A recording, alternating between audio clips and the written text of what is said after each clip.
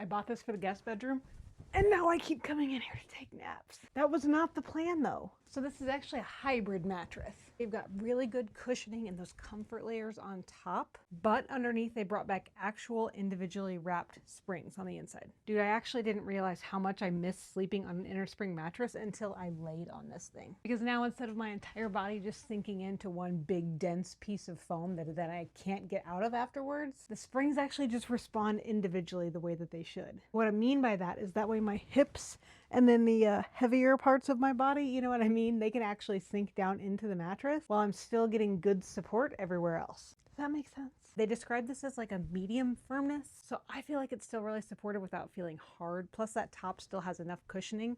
Feels really comfortable when you first lay down.